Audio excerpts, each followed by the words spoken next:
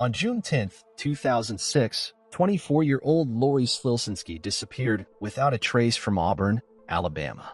This came after confirming that she would be attending a pre-planned girls' night out at her best friend and co-worker's house. At her trailer home, her dog was left unattended, the air conditioner on, and the telephone cord missing. What could explain her mysterious disappearance?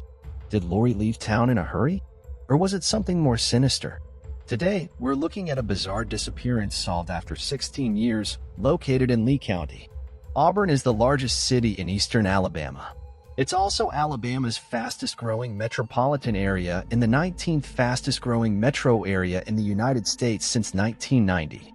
Unofficially nicknamed the loveliest village on the plains, Auburn is a melting pot for cultures with its southern hospitality.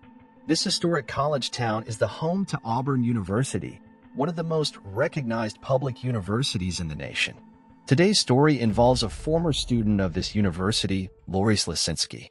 Lori Ann Slilsinski was born to parents Casey and Arlene Slilsinski on September 21, 1981. Gifted with blue eyes and blonde hair, Lori was always adored by her parents and her big brother, Paul. The family was originally from New York State but later moved south to the rural Alabama farm country near the town of Auburn when Lori was just 13 years old. As a country girl being raised with animals, Lori was an avid animal lover. According to her friends, Lori was absolutely beautiful. She loved spending time with friends, watching movies, riding her bicycle, and playing video games. In addition to all that fun, she was also very studious, and her family tried to support her as much as they could. After finishing high school, Lori enrolled in nearby Auburn University, where she majored in psychology with a minor in criminology. Her parents bought her a mobile home so that she could live off campus in a manicured trailer park that was popular with students. She was living alone with her beloved dog, Peanut, a Yorkshire Terrier. Her close bond with her family remained intact, with her mother calling every day to check up on her. In 2005, she graduated with honors from Auburn University. Soon after graduation, she took up a job in the East Alabama Mental Health Center while still living in the trailer park. She also made plans to go for her master's degree in psychology in the near future. Lori's family was proud of her achievements, unaware of any foreshadowing of evil that was looming over her head. On June 10, 2006, 24-year-old Lori had made plans for a girls' night at her best friend Lindsey Brown's house. They had plans to have a few drinks and watch a movie.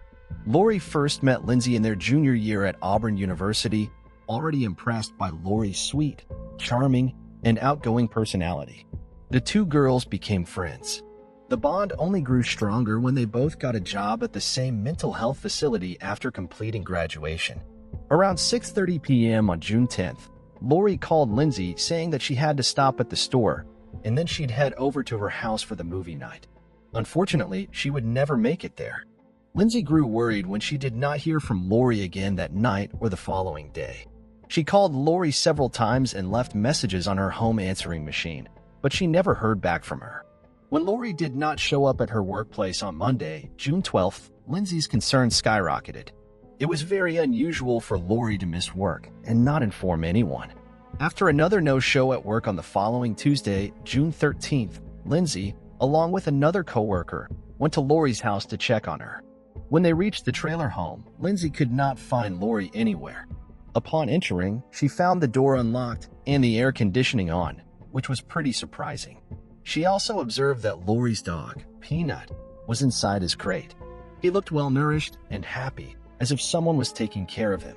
Amazingly, his crate was unsoiled, even though Lori had been missing for several days at that point. Lindsey felt that something was amiss, as it was unlike Lori to leave her beloved pet alone and unattended. Lindsey remembered that Lori had placed 3 rugs on her kitchen floor as the dog refused to walk on the tile. These rugs were missing, along with the outside trash can when Lindsey entered. Later that same day, June 13, 2006, Lori's mother, Arlene, got a call from her workplace regarding Lori missing work 2 days in a row. Arlene immediately tried to call her but could not get a hold of her. Afraid for her daughter's well-being, Arlene immediately left for Auburn after her husband Casey informed her of their daughter's disappearance. Upon arrival, she entered Lori's trailer and found a disturbing scene. She noticed the door was slightly ajar, and her bed was perfectly made, but there was no sign of Lori. Her car was also missing. With a closer look, she noticed Lori's kitchen rugs, a pillow from her couch, a Galileo thermometer, a green trash can that Lori put a rake and shovel in, and the phone cord for her landline were all gone. Alarm bells rang as Arlene instantly realized something was horribly wrong. She officially reported her daughter missing, while still hoping that she would show up eventually. As the initial investigation was launched and police scanned through Lori's trailer home, they could not find any significant evidence that could link a possible suspect. However, they noticed there were obvious signs of struggle and scuff marks on the wall. There was semen discovered on Lori's bedsheet, and traces of blood were also found on the doorknob. A coat hanger and a single golden hoop earring were also found at the scene. Police would soon recover surveillance footage on June 10, 2006, showing Lori stopping at an Alabama Walmart. That was the last known sighting of Lori, and nobody had any clue what happened to her after that. A tip would, however, soon come in later that afternoon. Arlene got a phone call from one of Lori's friends, 25-year-old Daryl Richard Dennis, commonly referred to as Rick. Rick told Arlene that he met Lori the day she went missing, and he thought she might have gone off to make a drug deal. Lori had met Rick Dennis at a bowling alley where he worked. She often hung out there when she was still a student. Arlene knew him because Lori invited him to spend Christmas with Lori's family in 2005. Lori felt bad for not having a family of his own. However, Arlene could not believe what Dennis was claiming, despite her daughter's close friendship with him. She did not believe that Lori would ever be involved in drug dealing. She thought that he was simply lying through his teeth, but didn't have any clue as to why. On June 14, 2006, 4 days after Lori's disappearance at approximately 4:40 a.m., her car was found fully ablaze on an impasse near the bowling alley where Rick had previously been employed. From that point on, the investigation shifted from a missing persons case to a possible homicide. According to investigators, the fire destroyed any traces of evidence that would have possibly been found inside the car. However, Lori was not inside the vehicle at the time it was burnt. A hand-rolled cigarette was on the ground near the car, and a gas can was also found close by in the woods. This horrified Lori's family, and they were almost certain now that something very bad had happened to her. Investigating the information Innes provided to Arlene was their only clue at the time. When Innes was brought in for questioning, he repeated the same story he told Arlene, only adding more details this time. He claimed that he and Lori grew marijuana together, suggesting she might have gone off to sell her share of the weed they grew. He also added that Lori could have been dealing with shady people. Police raided Lori's trailer. However, even after a thorough search, the police were unable to find any evidence of Lori dealing drugs. During the interview, investigators also took note of several scratches on Rick's hands and arms, which he claimed came from his dog. More concerning things came to light when investigators talked to Lindsay. According to Lindsay's account, she had heard Rick Innes speaking in the background when she and Lori last spoke on the phone the day she vanished. Since Innes was known to be a friend of Lori, Lindsay did not think much of it at the time. Lindsay claimed that when she texted Rick inquiring about Lori's whereabouts, he said that she was fine when he left her. Lindsay also informed the investigators that before her disappearance, Lori had told her that Rick had written a love letter to her, feelings that were not reciprocated. Lori had mentioned she was not romantically attracted to Rick and was planning to discuss it with him. Investigators found out that Innes told her friends about his letter and Lori's rejection. When police re-interviewed him, confronting him with the new information collected from Lindsay, he admitted meeting her hours before her disappearance but insisted that Lori was fine and was preparing to go to the store when he left her house. However, investigators discovered several inconsistencies in his statement. They began focusing on Rick Innes as their prime suspect. Their suspicion only grew stronger after searching his car, finding several items of interest, including a knife, cleaning supplies, and handcuffs. To gather more evidence, investigators delved into his past, uncovering a shockingly dark history. Innes had murdered his mother and stepfather when he was only 12 years old. On March 3, 1993, just 10 months after their marriage, Innes beat his mother to death with a baseball bat after shooting her in the face in their trailer in North Montgomery, Alabama. He similarly murdered his stepfather with a shotgun. After the murders, he revealed his plans to kill his stepsisters, which shocked investigators. Although his past murders were gruesome, due to his age at the time, he could not be tried as an adult. He spent 9 years in jail for the double murder. After his release, he moved to Auburn, where he met Lori. Following Lori's disappearance, Ennis became the prime suspect, but without direct evidence or Lori's body, charging him for her murder was impossible. Ennis left Auburn, moving elsewhere and eventually settling in Huntsville, Alabama in 2007. By then, Lori's case had gone cold. Even after moving to Huntsville, Ennis remained the prime suspect. Investigators reopened Lori's case in 2016, and Agent Mark Whitaker of the Alabama State Bureau of Investigation, along with his team, started reinvestigating. Ennis remained their main suspect, given his past, but without more evidence or a body, proving his guilt was challenging. In a surprising turn, Agent J.W. Barnes discovered a crucial piece of evidence while reviewing the case files. He discovered a report in an envelope that had not been opened for 10 years. After Lori's disappearance in 2006, police collected evidence from the trailer, but no one followed up with it until the results came in. The results showed that semen found on Lori's bed sheet and blood on the interior side of the front door contained Rick Ennis DNA. After organizing all the evidence, investigators built a strong case against Rick Ennis and were eventually able to get an indictment order in 2018. By this time, Ennis was happily engaged to a school librarian named Elena Atkinson and was living in Pilot, Virginia. There, he was working for a company that designed and built portable living structures called EARS. On August 6, 2018, on his 38th birthday, 12 years after Lori Slasinski went missing from Auburn, Rick Ennis was arrested by a task force of U.S. Marshals. While it came as a relief to Lori's family, Ennis's fiancée and co-workers were shocked by this turn of events. After being arrested on 2 counts of capital murder, his trial was postponed due to COVID-19. The trial finally began on April 1, 2022. While the prosecution presented all the evidence that suggested Ennis's involvement in the crime, including the cigarette but in Lori's bedsheet containing his DNA, the defense argued that police could have taken the cigarette from Ennis' home and planted it at the crime scene. They also attacked Lisinski's character by trying to portray her as a drug dealer. To explain how his DNA got on the bedsheet, Rick claimed that he had consensual sex with Lori before her disappearance, suggesting that they were still intimate despite Lori's rejection of his advances. However, his story did not seem very convincing, especially when 2 more witnesses came forward with jaw-dropping information. One of his former co-workers in Alabama, Jeremy Brooks, stated that on June 9, 2006, just 1 day prior to Lori's mysterious disappearance, he received a call from Ennis asking if he could bring him gas and if he could keep the gas tank. Jeremy rejected his request.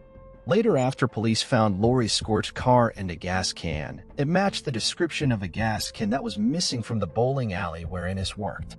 Another of his former co-workers from South Carolina, Terry Booth, testified about the chilling experience she had with Ennis years prior. Terry remembered asking Ennis why he moved from Auburn. Ennis told him that he had to get rid of a body. Although he thought Ennis was just joking with him, the announcement of his arrest for Lori's murder proved otherwise. Although Rick Ennis continued to deny all allegations against him and maintained his innocence, jurors came up with a guilty verdict after 2 days of deliberation. He was facing the death penalty for the crime, but the DA agreed to take the death penalty off the table after consulting with Arlene. Arlene later said that she felt agreeing to a life without parole sentence for Rick Ennis would save her from years of potential appeal hearings, but would also ensure that Ennis would never be free. On April 14, 2022, he was sentenced to life without parole. He remains incarcerated in William E. Donaldson Correctional Facility in Bessemer, Alabama.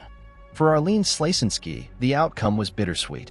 With tears in her eyes, she shared that it meant she had to finally accept that Lori was never coming home, an incredible hope that a portion of her heart always clung to. Let us know in the comments section what your thoughts are on this tragic case. Do you think Rick Ennis will ever give up the location of Lori's remains? On July 31, 1999, 17-year-old high school seniors and best friends, J.B. Beasley and Tracy Hallett, began their journey from their hometown of Dothan, Alabama. They were headed towards a birthday party for J.B. in Headland, Alabama, but the girls ended up getting lost along the way. In a phone call to her mother from Ozark around 11:30 p.m., Tracy informed her mom that they were heading back home. However, neither girl would ever make it home. Their lifeless bodies would be found the next day in the trunk of their car, raising the long-debated question of what might have happened to them. Did it have something to do with the party? Or did the girls run into trouble on the road heading back from Ozark, located in southeast Alabama near the Florida border? Ozark is known as the home of Rucker, situated in the heart of Dale County. It's a typical charming southern town, home to nearly 15,000 people.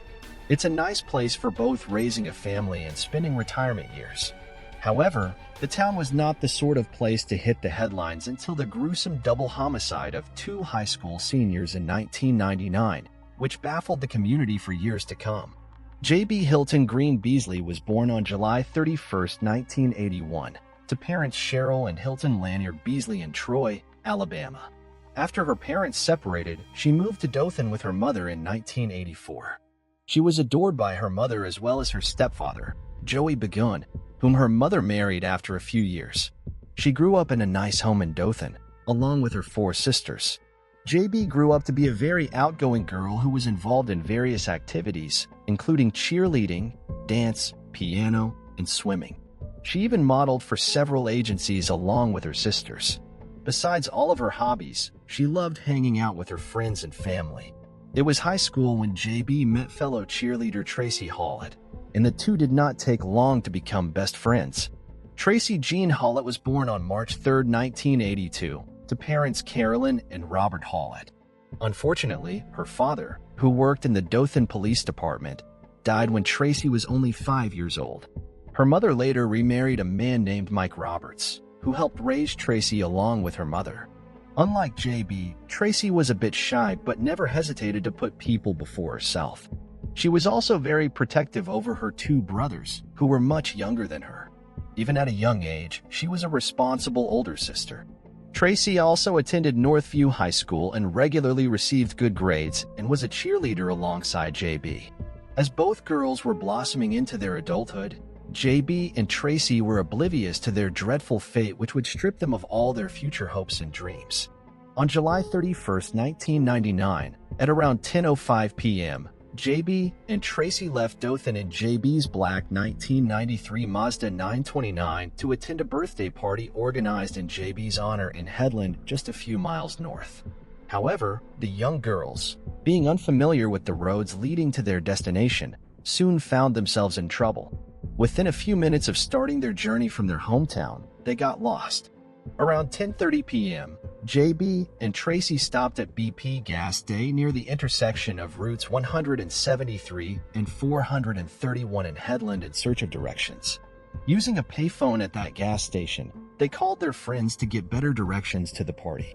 After the call, the girls kept driving to reach their destination but instead ended up in Ozark, Alabama, about 24 miles northwest of Headland, realizing they still did not understand the directions to the party. At 11:30 p.m., the girls stopped at the Big Little store. Although the store was already closed by then, Tracy called her mother from the store's payphone. She informed her of how they got lost and ended up in Ozark, and that they were now planning to come back home. At the same time, a woman named Marilyn Marin and her daughters stopped at the gas station to buy a soda. The girls then asked her for directions back to Dothan. Marilyn tried to explain the way as well as she could, and the young girls seemed to understand. Marilyn would later say that she noticed that the girls looked nice and polite with a clean and tidy car. Marilyn remembered seeing the girls pulling out of the parking lot and turning right just as Marilyn had directed. Although nothing seemed amiss at the time, J.B. Beasley and Tracy Hollett never made it home. The following morning, August 1, 1999, at around 8 a.m., Tracy's mother called the police to report her daughter missing. It did not take police long to find their first clue regarding the girls' whereabouts. Later that day, after Tracy was reported missing, cops successfully located JB's car, which had been parked on Herring Avenue in Ozark. The most bizarre thing was, despite having filled the gas tank the day before, the tank was almost empty. The car was muddy, the driver's side window was partially down, yet the doors were locked. However, police could not find any signs of a forced entry into the vehicle. Inside the car, JB's driver's license was lying on the dash. The purses of both girls were still inside the car, along with their cash. The only known missing item was JB's car keys. However, there was no sign of either of the girls. A pump was recovered from the trunk lid of the locked trunk, which gave the police a foreboding feeling that something was horribly wrong. Assessing the scene, cops theorized that the locked trunk could provide them with significant clues. But without the keys, they could not open the trunk. It took them 6 long hours to discover that they could open the trunk of the car with the help of an interior latch without needing a trunk key or a locksmith. Upon opening the trunk, police made a grisly discovery.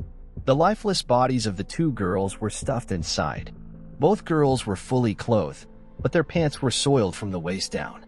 Both girls had been shot once in the head, Tracy in the temple, and JB in the right cheek. Tracy had a 9mm shell casing on her leg, scratches on her arm, and her jeans had thorn briars on them. JB's clothes, on the other hand, were muddy and dirty, especially her newly purchased shoes. Although authorities concluded that the teenagers were killed execution style, they had most likely been killed inside the trunk. As the families were informed about the heart-wrenching discovery, authorities formally started their homicide investigation. Although investigators were considering robbery as a possible motive during the initial phase of the investigation, it was quickly ruled out after confirming that not only the girls' purses but also their jewelry, money, and credit cards remained inside the car. Autopsies later confirmed that there were no traces of alcohol or drugs in their system. The report also suggested that neither girl had been sexually assaulted prior to their demise. This basically ruled out the possibility of the crime being sexually motivated.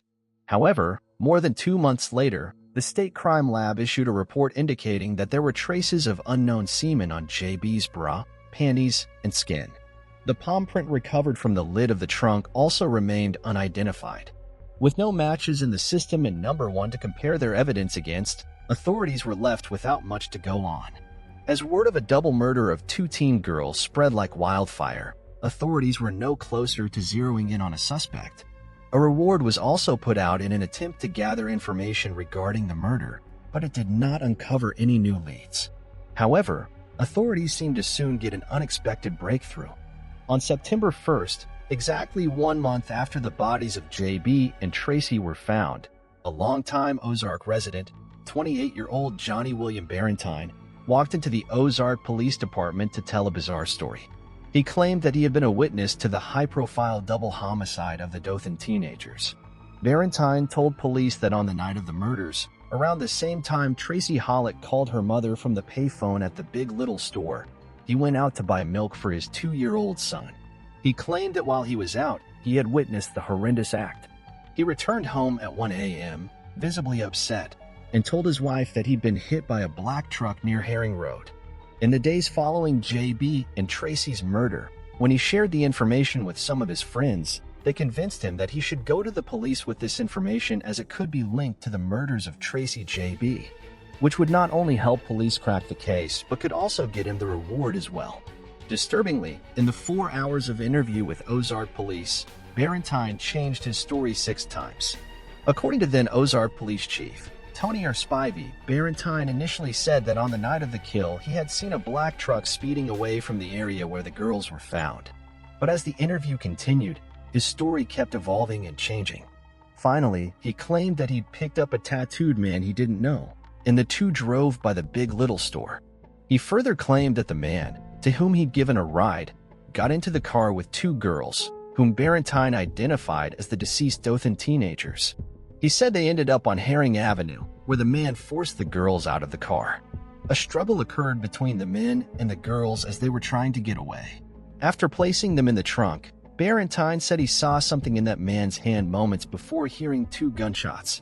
And when the man returned, Barentine again gave him a ride from the scene and then went home. In another version, Barentine confessed to investigators that he knew the man he'd picked up and given a ride to and identified him to be his neighbor. Alarmingly, Barentine himself lived less than a mile from where police discovered the bodies.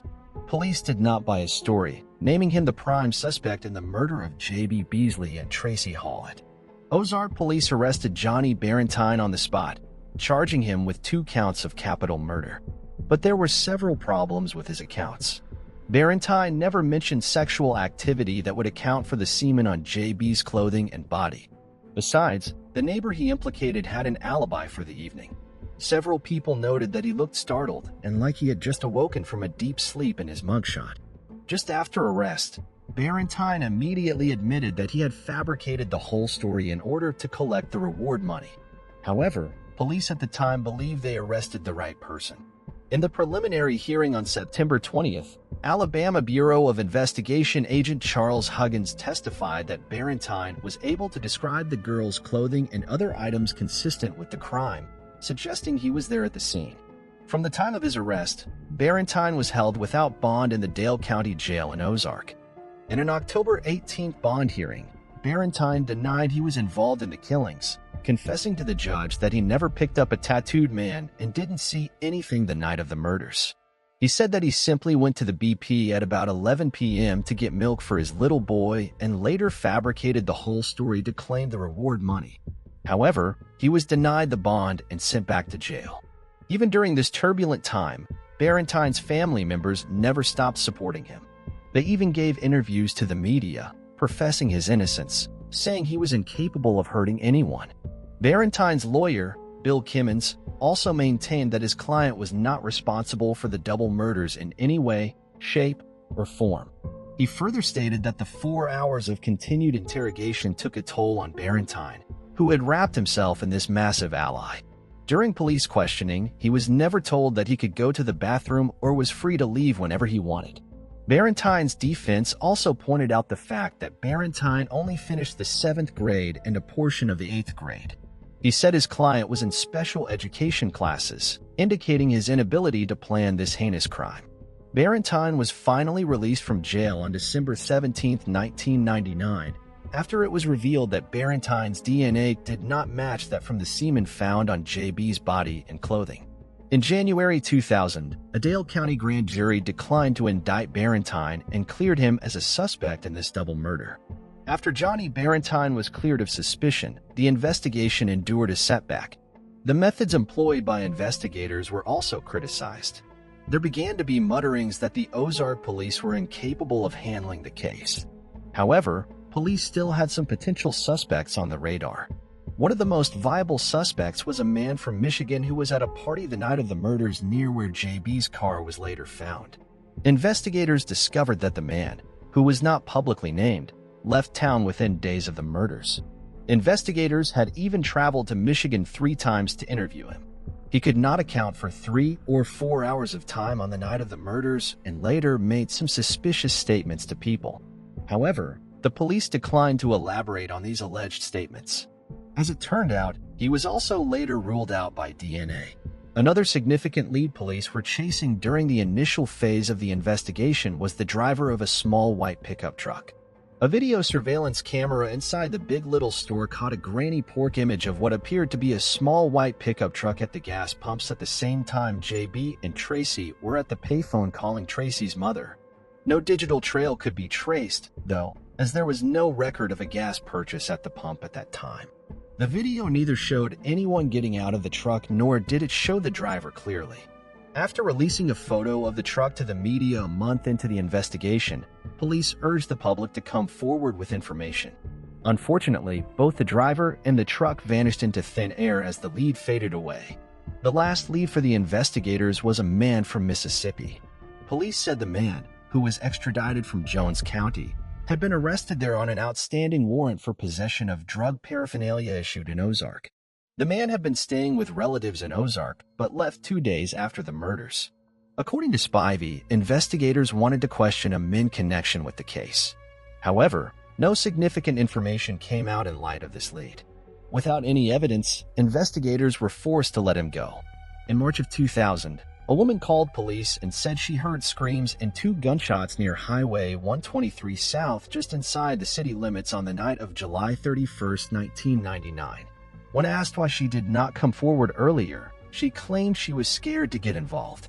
Based on her description, police thoroughly searched the area and discovered a 9mm bullet, the same type used to kill the girls, but the brand name of the bullet did not match the brand of bullet shell casing found on Tracy's body.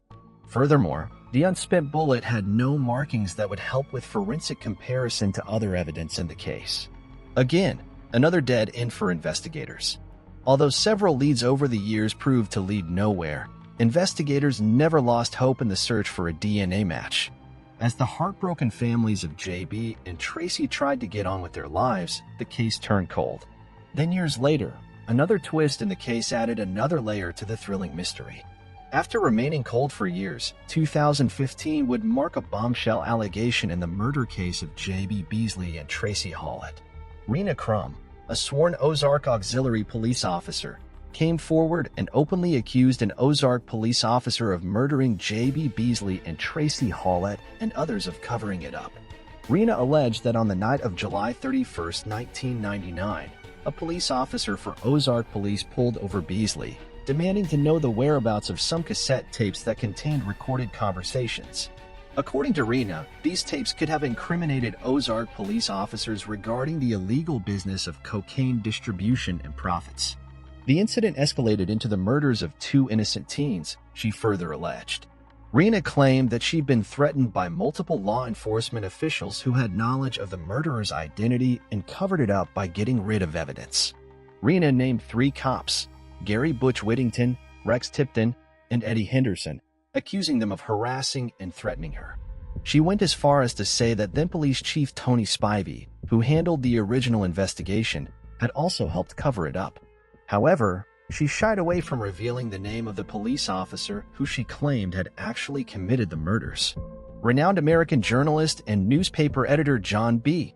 Carroll wrote an article saying that he believed the officer in question presumed the 2 girls intended to use tapes in a court case that was scheduled for August 2, 1999, less than 48 hours after they were murdered. The tapes were to be entered as evidence into that case. In this article, Carroll also stated that Rena was severely beaten with a fall bat after coming forward, which stopped her from naming the actual killer. Law enforcement officials Rena accused had all denied having any involvement in the murders of J.B. Beasley and Tracy Hallett. Without any physical evidence, none of them were ever formally named as suspects in the case. Regardless of that, the allegations blew up on numerous true crime websites and social media, leading to a defamation lawsuit. On January 29, 2016, Keith Kaufman, Rex Tipton, Tony Spivey, Eddie Henderson, and Gary Butch Whittington, all Ozark, Alabama police officials, filed a lawsuit against Rena Crum, John B. Carroll, and Dean Matthews for libel, slander, and defamation of character. That case was dismissed in 2018. In May 2016, Rena Crum received a suspended sentence and a $250 fine after being convicted for harassing J.B. Beasley's sister. Over the years, authorities investigated many theories. They interviewed hundreds of people and took DNA samples from several suspects, but to no avail. It would take 20 years and the innovation of new DNA technologies before police could apprehend a suspect. In March 2019, investigators sent the DNA found on JB's body and clothes to the Virginia-based Parabon Nanolab, which specializes in DNA phenotyping and genetics using public genealogy databases. After analyzing the DNA, the lab finally made a connection to a suspect, Colleen McCraney. 45-year-old Coley Lewis McCraney was never on the radar of investigators in the brutal 1999 murders of J.B. Beasley and Tracy Hallett until DNA implicated them in the crime. McCraney, who's an Alabama native, graduated from Carroll High School in Ozark in 1992, where he was an athlete as well as the president of the Library Club. After that, he joined the U.S. Air Force and served there from 1993 to 1997. He was married in 1992 but separated from his first wife in 1994 and later divorced. According to the reports of Dothan Eagle at the time, McCraney's ex-wife filed a complaint with the Air Force in 1994, stating that McCraney had assaulted her. McCraney remarried in 2001 and had children with a second wife. Other than failing to pay child support in 1990, McCraney had no criminal record in the past 20 years or so. He'd been working as a trucker all of his life and had worked for several trucking companies in Alabama over the years. In recent years, he co-founded a church and worked as a bishop there. At the time of the killings, he was around 26 and living on Lisenby Drive in Ozark, about 1 mile away from where the bodies of J.B. Beasley and Tracy Hallett were found in 1999. 2 decades after the slain high school seniors J.B. Beasley and Tracy Hallett were found, Coley McCraney was arrested after a traffic stop in Daleville, Alabama on March 19, 2019. In the interview with police after he was taken into custody, McCraney said he did not know the investigators did not clarify any motive for the murder. The news of his arrest was a great shock to the Ozark community and the Ozark police chief, Marlon Walker, who went to school with McCraney, as it seemed that the many twisted strands in this baffling case were finally all being tied together. There was to be one more revelation. The now 53-year-old Rena Crum, who previously accused the Ozark Police Department of covering up the murder, recanted her allegations as she testified during a hearing for McCraney in August 2022. McCraney, now 49, is facing 5 counts of capital murder charges for the shooting deaths of J.B. Beasley and Tracy Hallett. He now sits behind bars in Dale County Jail as of the time of arrest. His bond has been denied pending his trial on April 17, 2023. The news of finally apprehending the killer was a relief to the families of both girls. However, reliving all the haunting memories through the trial and hearings is another painful journey still to come. We can only hope that the families can heal through a sense of peace that their daughters are finally getting justice more than 2 decades later. Do you believe McCraney is responsible for the murders? If so, what was the motive? Do you find any validity in the police cover-up claims? Let us know what your thoughts are in the comments section below. On November 24, 1989, Central Washington University student, 18-year-old Mandy Stavic, suddenly went missing after taking a jog through her neighborhood. Her body was discovered by a search team 3 days later in a nearby river. So what exactly happened to Mandy? Did she drown while taking a swim? Or did something much more sinister happen to her? Today's case will take us to Acme, a town in Whatcom County, Washington, United States. It's located in the South Fork Valley between the northern Cascade Mountains and Lake Whatcom. The town is locally known as a scenic area and contains several camping opportunities along Lake Whatcom. Many people who live in the place choose it because of its good reputation, as well as its close-knit proximity to several parks and recreational areas. Mandy was born on the 16th of April 1971 to Glenn and Mary Stavic. She was not an only child, but had 3 siblings by the names of Brent, Lee, and Molly. In 1974, Glenn and Mary's marriage came crashing down, and they went their separate ways. Brent, who was Mandy's older brother, died the following year at the age of 17 during a hunting trip in Alaska. Following this, Mary relocated from Palmer, Alaska, to Acme with her 3 children, and they began a new life there. Mandy was in the 7th grade around this time. She soon got used to her new environment and also became a popular face around the neighborhood. She was full of life, and it was just impossible not to love her. At school in her new environment, Mandy excelled, not only in academics but also in other extracurricular activities. She was a member of the school band, and she could play the flute, clarinet, and saxophone. She also had a love for athletics, which made her join the basketball team. Her passion for sports did not stop there, as she could also play softball and ride on horseback. She wanted to do everything, wanted to be very good at everything she did, and she was. She was a high achiever, said Mandy's mother. She wanted to do well in everything she did. She had it all going for her. She had a bright future ahead of her. The house where Mandy lived with her mother and siblings was located on Strand Road and was about a mile from the highway. About 5 miles from the house was a river, popularly referred to as Nooksack River by the locals. Mandy was in the habit of jogging around her neighborhood. She'd often start from her house and run westbound toward the west side of the Strand Road and down to the Nooksack River. It was her favorite route, and her mother, Mary, and the family German shepherd named Kyra joined her occasionally on a run. However, Mary usually rode a bike instead of jogging alongside her daughter. By the time Mandy graduated from Mount Baker High School, she was conversant in sign language. To top it off, she graduated as an honors student, and her mother's joy knew no bounds.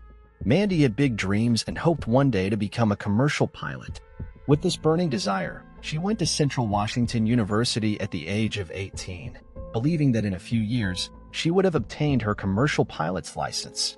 However, After only a few months of experiencing university life, she realized that being a commercial airline pilot was not something she was passionate about. She just couldn't see herself sitting for long hours in front of the flight instrument panel of an aircraft. Due to this, she decided to choose a different career path. At her new school, she met Yoko, a Japanese girl who was also pursuing a degree at the university. The two were roommates and quickly became great friends. From Yoko, Mandy learned the rudiments of the Japanese language, and in no time, she was speaking it fairly fluently. Mandy was also in a relationship with a guy named Rick Cinder. It was an affair that her family and friends were well aware of. In November 1989, Central Washington University observed Thanksgiving, and students were allowed to go home to spend time with their families and loved ones. Mandy said goodbye to her friends at school and traveled down to Acme to be with her family. Yoko also went along with her. When the two arrived there, everyone was happy to see them. It was a full house as some relatives were also around for the holiday. Mandy quickly went around to introduce her Japanese friend, and in no time, Yoko was feeling like she'd been part of the family for a long time. The atmosphere around the house was generally lively, and no one had any idea that a terrible disaster was close by. The present was what they were all focused on, and they went about eating and drinking with no worry for the future. The following day, which was November 24th, Mandy and Yoko got out of the house and took a walk around the neighborhood. She used the opportunity to show her sighted friends some points of interest. When they got back to the house, they settled down to a tasty meal. Around 2 p.m., Mandy announced that she was going out for a jog. Mary could not join her because she was busy attending to the relatives that were around, and Yoko also decided to stay indoors and busy herself with something else. Mandy changed into a light-colored sweatshirt and teal-green sweatpants. On her feet, she wore light blue running shoes that had purple stripes. She also grabbed her Walkman so she could listen to music while out jogging. At around 2:30 p.m., she left the house, and Kyra, the German Shepherd, followed at her heels. That was the last time she would be seen alive by her mother. 2 hours went by, and neither Mandy nor the dog returned. Mary began to slightly worry. She knew her daughter was someone who kept a routine, and so she should have been back from her jog. It was very unusual. I was panicked. Mandy was so consistent in what she always did. There was no reason for her not to come back, Mary said. While Mary was still trying to figure out what might be wrong, Kyra bounded into the house with her tail tucked between her legs. Mary looked around for Mandy, but realized that the dog had returned alone. She immediately dialed Rick's number, feeling Mandy might have stopped by her boyfriend's place before finally coming home. However, when Rick picked up, it wasn't the word she was expecting.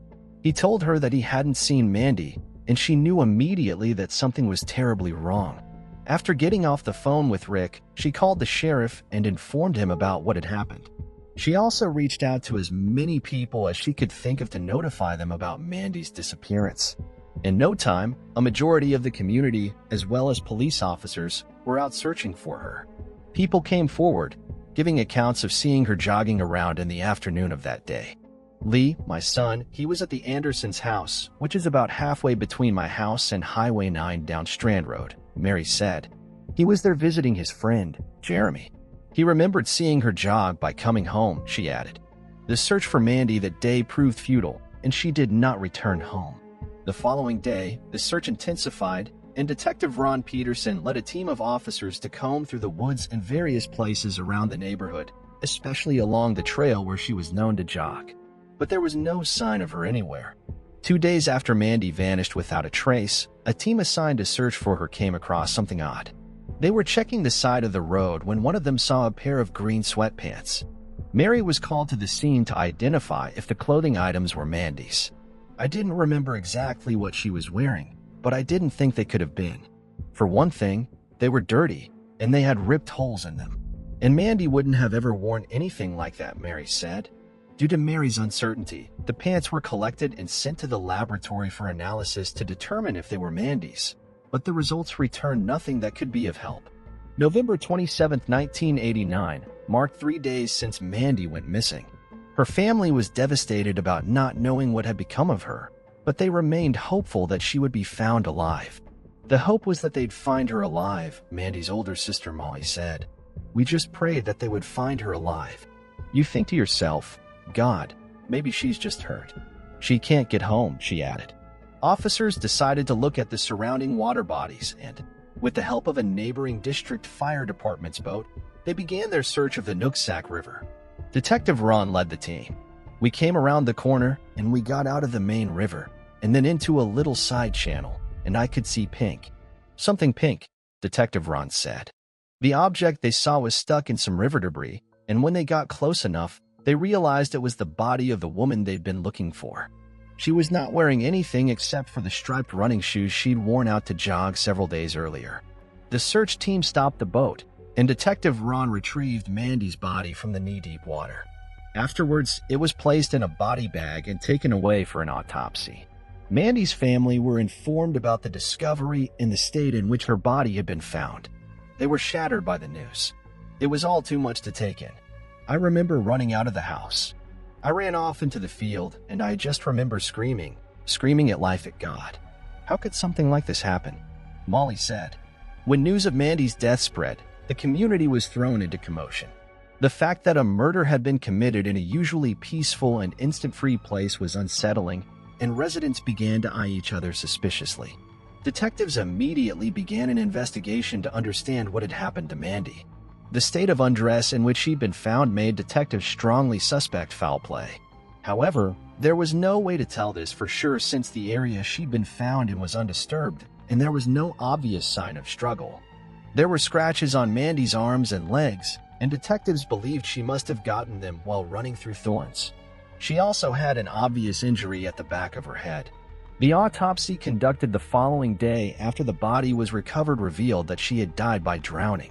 Detectives were puzzled by this because the part of the river where her body was found was shallow, so it seemed highly impossible that it had been an accidental drowning. There was also evidence to suggest that she'd been sexually abused, leading detectives to conclude they had a homicide case on their hands. They speculated that whoever killed Mandy had abducted her using a weapon, then sexually assaulted her. After trying to flee, the assailant caught up with her, striking the back of her head with an object and ultimately drowning her in the river. The first person suspected was Rick. He was questioned immediately, but detectives found nothing tying him to Mandy's death, and he was cleared. To shed more light on the situation, Detective Ron, trained in DNA recovery, collected evidence from Mandy's body and sent it to the FBI for testing.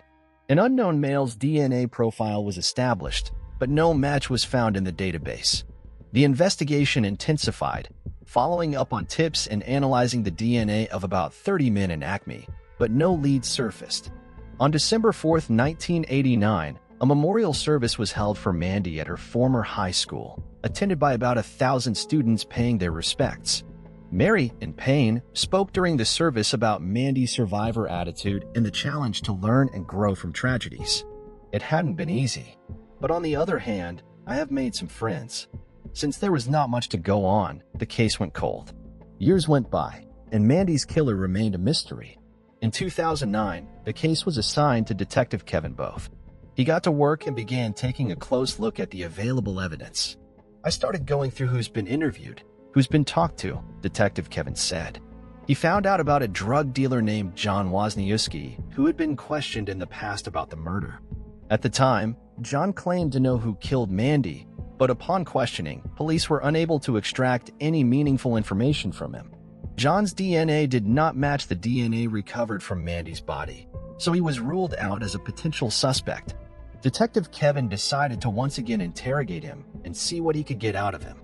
He traveled to Cambodia, where John had moved, but ultimately, nothing came out of it. The case would remain stagnant until the unexpected happened 3 years later. One day in June 2013, two unrelated women, Mary Lee Anderson and Heather Backstrom, who lived near Bellingham, a city about 35 minutes drive from Acme, decided to take their kids to the local park.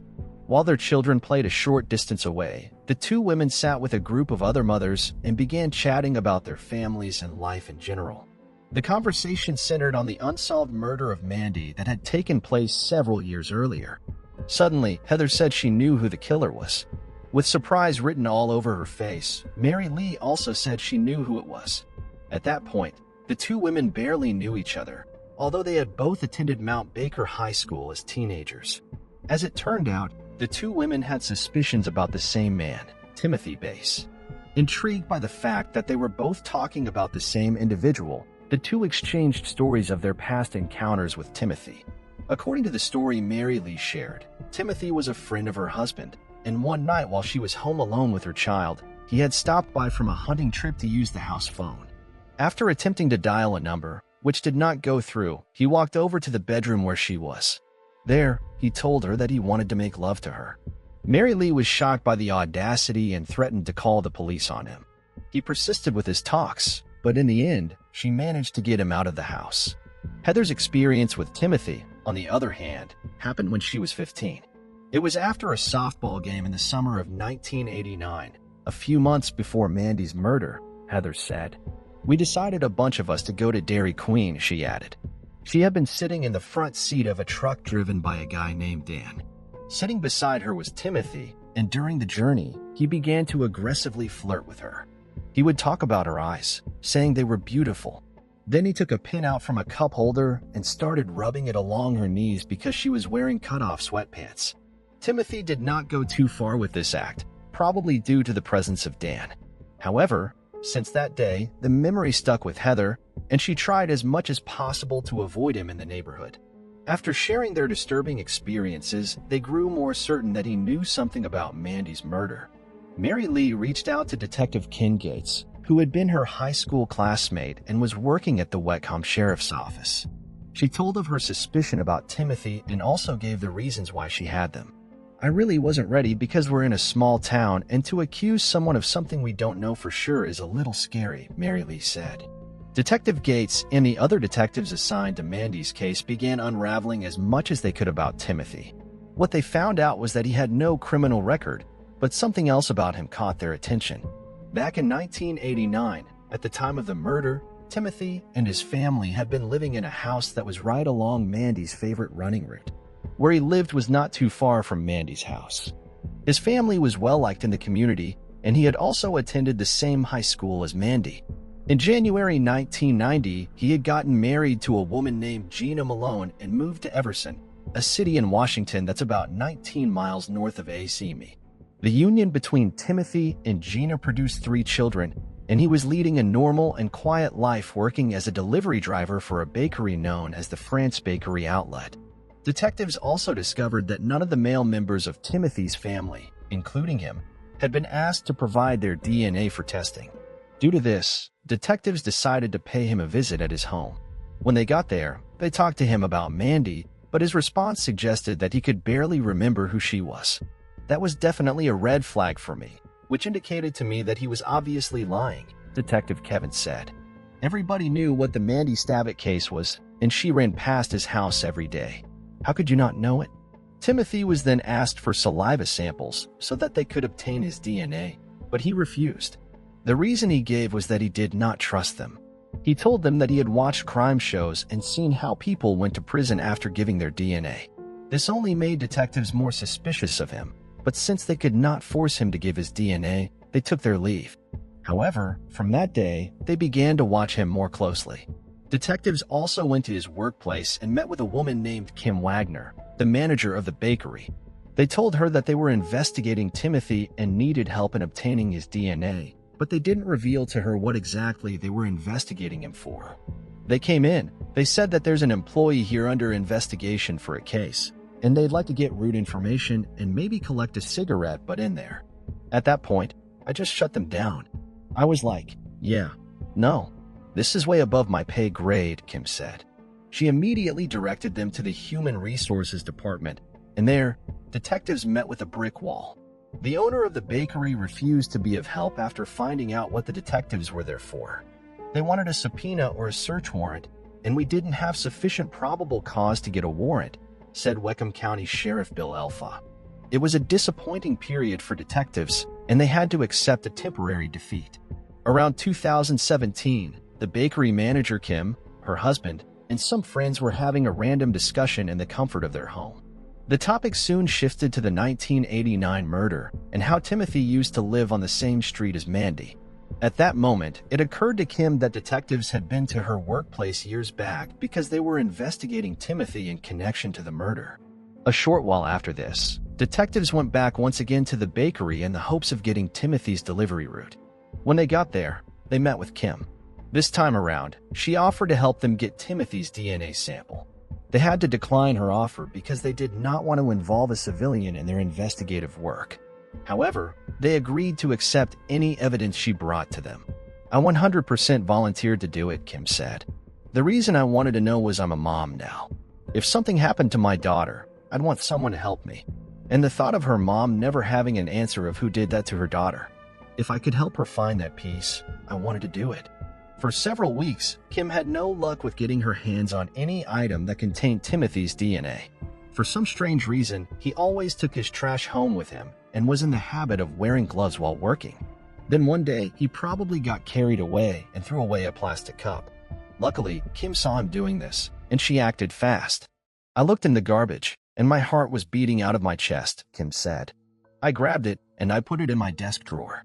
I was like, oh my God, that just happened."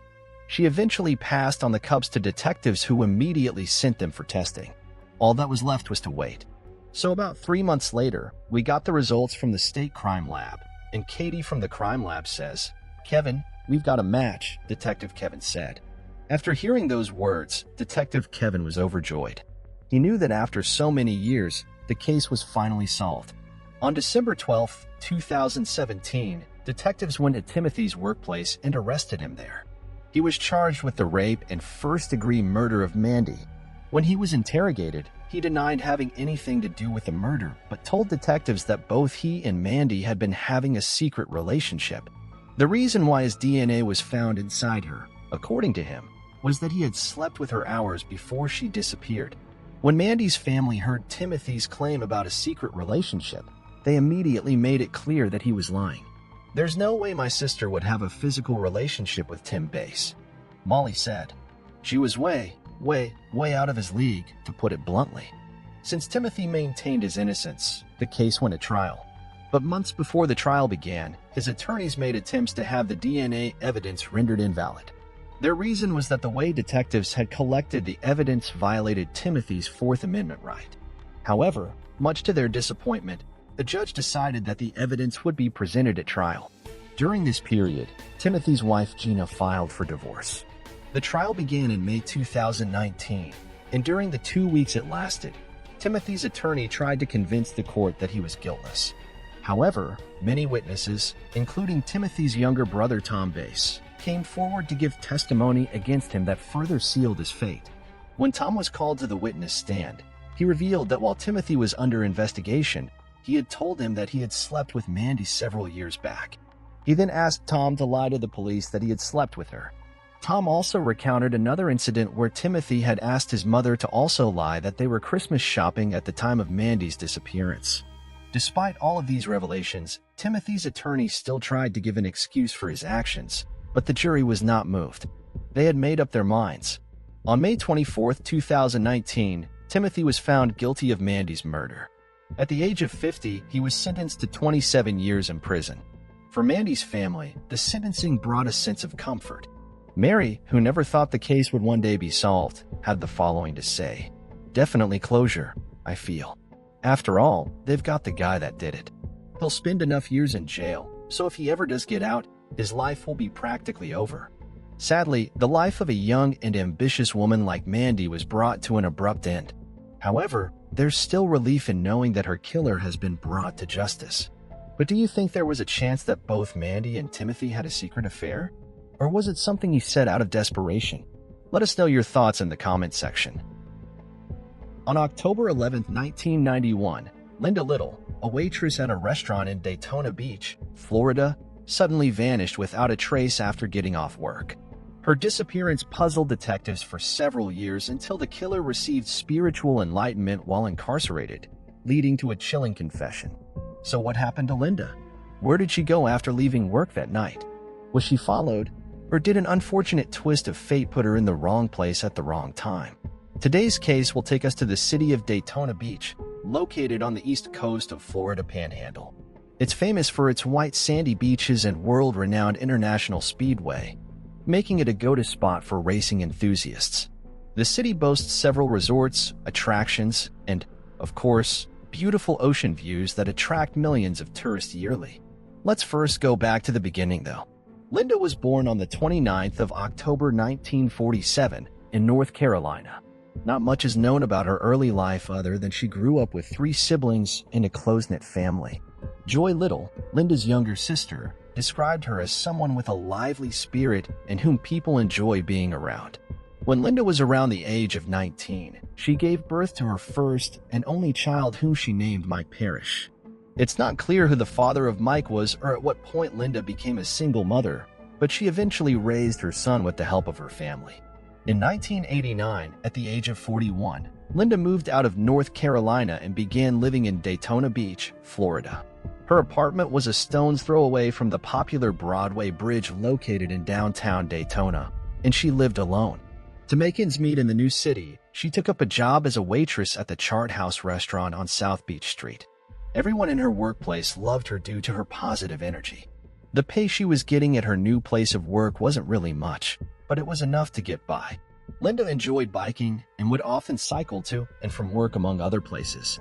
At the time, she owned a blue and rust-colored Murray touring bike, which she rode almost everywhere. At some point, she began a romantic relationship with a man from New Smyrna Beach, an area about 24 minutes drive from Daytona Beach. Linda was at a good place in her life. She had her job, a boyfriend, family, and friends. Things were looking up, and she seemed genuinely happy.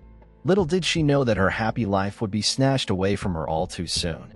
October 11, 1991, made it about 2 years that Linda had been living in Daytona Beach. Those 2 years had gone by in a flash, and it seemed to her like it had been less than that. On the morning of October 11th at around 1 a.m., she finished her shift at the restaurant and prepared to leave. Attending to hungry customers all night long had drained her, and she couldn't wait to be out of the place. She immediately changed into black stretch pants and a white shirt, said goodbye to her coworkers, and made her way out of the restaurant with a backpack. Linda was someone who was particular about her appearance and always had a change of clothes and makeup for after her shift, which she usually carried in a backpack. She got on her Murray touring bike and headed towards a bar located on Broadway. This bar was known as Matey's Brig Bar. She had plans to have a drink or two with some friends there before finally going home. When she got to the bar, she hopped off her bike and parked it in a spot she felt was safe. After doing this, she made her way inside the noisy bar and, in no time, spotted some of her friends sitting and chatting animatedly at a table. She went to meet them and joined in the conversation. Their talk soon centered on Linda's love life, and she was more than happy to tell her friends all about her new romance. She told them that she and her boyfriend had plans to go on a vacation that weekend. She brought out a map of Florida from the backpack she was carrying and began pointing out the places she and her boyfriend planned to visit. Linda's friends were excited for her. The one thing they didn't know was that Linda was not telling them the whole truth. She and her boyfriend were not going on any vacation. Although it was something they had both agreed on, much to Linda's disappointment, the boyfriend had called off the plan at the last minute because he wanted to go deep-sea fishing instead. It's not clear why Linda told her friends that the plan was still on. At around 2 a.m., Linda decided to take her leave. She said goodbye and made her way out of the bar. She got on her bike and pedaled in the direction of her house. She stopped at a 7-Eleven that was located a short distance from her apartment to purchase some chocolate milk and a donut. After paying for the items, she got on her bike once again and rode off. That was the last time anyone would see her. The following day, Linda did not show up for her shift at work. It was unlike her to miss a day of work, and both her coworkers and employer found her absence strange. On rare occasions when she'd missed work in the past, she'd call in to inform her employer or get someone to cover her shift. Despite that, her coworkers at the Chart House restaurant went about their duties religiously, and the day soon went by. They expected that by the following day, she would report back to work. However, the following day, there was still no sign of Linda. Her co-workers became even more worried and feared that something was really amiss. One of them decided to call Linda's sister Joy Little to inform her about what was going on. We all knew that something was wrong. Joy Little recalls when she was told about her sister's disappearance. A friend and co-worker of Linda by the name of Barbara Sheridan finally reported her as missing 3 days after she had mysteriously disappeared. Meanwhile, Linda's coworkers and friends were not the only ones who had noticed her absence. The landlord of the apartment where she lived had also gotten worried when he did not see her for days. He too called the police and reported her missing. Daytona Beach detectives, suddenly faced with the task of finding the missing woman, went to her apartment believing that perhaps they could find some clue there that would give them an idea of what had happened to her. With the aid of the landlord, they entered Linda's apartment and began looking around. Everything was in order, and it did not seem as if the living space had been disturbed. Her bed looked as if it had not been slept in. Due to this, detectives began to suspect that she had not made it home after work on October 11th. At that point, they knew they had much serious work on their hands, but they were determined to get to the root of the matter. After the search of her apartment was completed, they began questioning people in the neighborhood as well as her co-workers and friends. It was while doing this that they discovered that she had been to the Matey's Brig Bar and then the 7-Eleven store after her shift ended. But nobody seemed to know where she'd gone after that. It was all so mysterious. During their investigation, they also questioned her boyfriend since there was a likelihood that he would know something about the situation. But after interviewing him, they were still no closer to the truth. There was nothing that could be used to link him to Linda's disappearance. He told the detectives about the canceled vacation they'd wanted to go on, and how it had been initially planned to celebrate their first anniversary. In addition to all this information, they also discovered that the boyfriend was a married man. When Linda's family found out about this, they were shocked. They believed that Linda had probably not known that the man was married before getting into a relationship with him. Police intensified their search and even employed the use of the K-9 unit to aid in the search for Linda. Areas around where she was last seen were thoroughly combed through. They even began searching bodies of water, but all of their efforts proved to be futile. There was no sign of Linda or the bike she had been seen riding.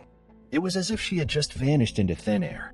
Detectives knew that something bad had happened to her, but there was no evidence that could link her disappearance to foul play. There's no telling what happened. "We had nothing to go on," said Daytona Beach Police Deputy Chief Steve Barrett. Linda's family also asked for the public's help in locating her. A $5,000 reward was offered for information about her whereabouts. In addition to this, they printed and distributed 3,500 missing person flyers. She was described as having brownish red hair, blue eyes, and a height of 5 feet 11 inches. Her weight was listed as 150 to 180 pounds, and a description of the clothes she was last seen wearing was also given. Some of these flyers were given to truck drivers to distribute throughout the country. Billboards with the same information were also put up in strategic locations within the city. As a last resort, Linda's family even turned to a self-proclaimed psychic to help find her. The following year after Linda went missing, her father died. The family was left to suddenly deal with the loss of another family member, which was no doubt devastating. In 1996, Linda's family received a phone call that was both shocking and mysterious. The man who called claimed that he had met Linda in North Carolina. When asked for his name, the man refused to provide this, and he immediately hung up. The man was never heard from again, and to date, no one knows who he was. In 2011, 20 years after Linda went missing, her family was interviewed by the local media. In an interview with the Daytona Beach News Journal, they revealed that they had not given up the search for her, but remained hopeful that she would one day be found. "I've never grieved for her," Joy Little said at the time. "I've worked on her behalf because that's what I feel I'm supposed to do. I'm trying to get to the bottom of questions that have gone unanswered," she added. In 2016, the case was handed over to a new set of detectives in the Daytona Police Department, but regardless of how they looked at it, nothing made any sense. The evidence available was just not enough to make any tangible progress, and the detectives were left frustrated. The case would remain dormant for 4 more years until early January 2020 when something unexpected happened. The Daytona Beach Police Department was contacted by an inspector from the Tomoka Correctional Institution, also located in Daytona Beach. The inspector contacted them about an inmate who claimed to have information about an unsolved murder. The inmate in question was a 51-year-old man by the name of Michael Shane Thompson, who was serving a life sentence for the 2007 murder of a Titusville woman named Sherry Carmento. Thompson and Sherry had been childhood friends who had reconnected after he got out of prison in late 2006. He had been imprisoned back in 1994 on a long string of charges, which included robbery, grand theft, and burglary. After his release, Sherry allowed him to stay with her family for a few days. During his stay, he would end up beating her to death with a metal fence post and a hammer. He then dragged her body to the laundry room where he concealed her body under a pile of clothes. After this, he fled the scene in her vehicle. He eventually sold it to a group of people for an undisclosed amount. It did not take long for Sherry's body to be discovered by her boyfriend. Michael was soon found and arrested. During the interrogation, he admitted to killing Sherry. He revealed that she and Sherry had been intimate, and he believed that she might have knowingly given him AIDS. This, he said, was the reason why he had killed her. However, when an autopsy was conducted on Sherry's body, it was revealed that she did not have the disease. When detectives learned of these details, they were instantly curious to find out what he knew about the unsolved murder of Linda Little, which he had contacted them about. An interview was immediately set up, and Townsend sat down to talk to detectives from the Daytona Beach Police Department. During the interview, he confessed that he was the one who killed Linda back in 1991. Detectives couldn't believe their ears. To make sure that he wasn't mistaking Linda for someone else, they showed him a picture of her. He confirmed that she was the woman he remembered killing, saying, "No doubt about it, no doubt." According to his statement, he'd been living in Orlando but decided to travel to Daytona Beach to celebrate his birthday. He had arrived in the city on October 10, 1991, and had met Linda the following day at a resort hotel bar that was located at 701 South Atlantic Avenue in Daytona Beach. Unfortunately, it just appears it was a random meeting. And unfortunately, on the wrong day at the wrong time, Linda just met the wrong person, Detective Sergeant Denardi with the Daytona Beach Police Department said. After having a few drinks, they left the club in Michael's car. While driving, he suggested to Linda that they should take a shower for some reason, and she had gotten very upset. According to Thompson, she then freaked out and began to yell and scream at him. He, meanwhile, was growing increasingly angry at all the noise she was making. And when he could not bear it anymore, he hit her hard across the face with the back of his hand. Afterwards, he proceeded to strangle her to death. When he realized that he'd killed her, he immediately thought of his next step. He drove to Kenton County in the state of Georgia, and there, he dumped her body behind a movable waste container. Detectives were amazed by all the details he was able to provide. They knew then that the case was finally solved. In addition to killing Linda, Michael also told detectives he had killed 2 women in Memphis, Tennessee. After the confession, he revealed that the reason why he had chosen to finally come out and tell the truth was that he had found God in prison. Michael also claimed that his predisposition to violence was because he had been sexually abused by his stepfather and some family friends when he was a child. Daytona Beach Police Chief Jakari Young stated he blames his mother and other women in his life for not protecting him as a child. As a result, he developed a hatred for women. Detectives have tried searching for Linda's remains in the area where Michael revealed that he dumped her body several years back, but they haven't had any luck.